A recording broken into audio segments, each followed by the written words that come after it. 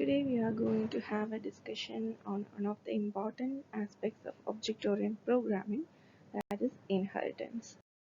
Now, inheritance is the most powerful feature of object-oriented programming. We had a small discussion on inheritance in the previous tutorial. So it is a process of creating a new class called derived class or subclass from an existing base class or superclass. So existing class is called base class or superclass, and from that existing class we will derive a new class that is called derived class or subclass. And derived class will inherit all the properties of the base class and can add additional features to the derived class if required. Now, these advantages of inheritance I have already mentioned: permits code reusability, saves time, increased program reliability. A programmer can use a class created by another programmer or a company, and modification made in this base class will reflect in a derived class. Now, this is a pictorial representation of inheritance. As class A is the base class, class B is the derived class. Okay, so class B is inherited or derived from class A. So this becomes the base class, and class B is the derived class.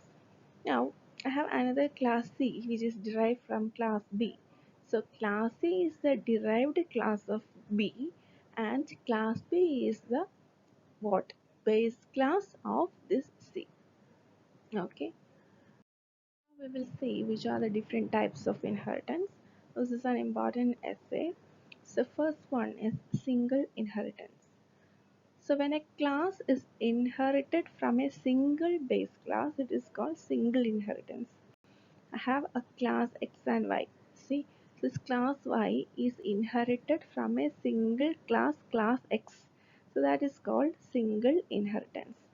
Next, multiple inheritance. Okay, so when a derived class inherits from multiple base classes, it is called multiple inheritance. So in the single inheritance, I derived a class from one class, right? One base class. In multiple inheritance, I will be deriving a class from more than one base class. Okay, this class X and class Y are two base classes from which class Z is derived. Next is multi-level inheritance. From the name itself, we can assume that there will be multiple levels, right? So in multi-level inheritance, if a class inherits the property from another class which inherited from other base class, it is referred to as multi-level inheritance. The transitive nature of inheritance is reflected in this type. So class X is derived from class Y, and class Y is class Y is derived from class X, class Z is derived from class Y. So that is called multi-level inheritance. Next is hybrid inheritance. So what is hybrid inheritance? A combination of hierarchical and multiple inheritance is known as hybrid inheritance.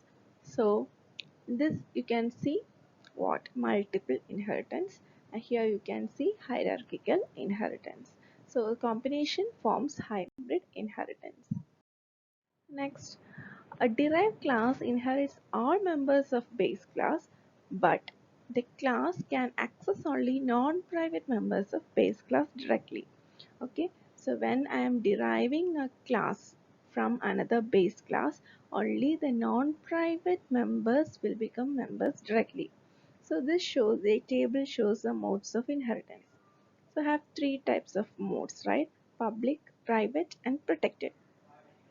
So when I derive a class in public mode, all the public members of the base class becomes public members of derived class. All protected members of base class become protected members of derived class.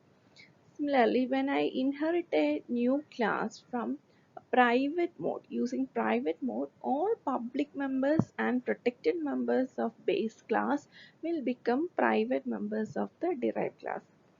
When I inherit using protected mode, all public members as well as protected members will become protected members of the derived class.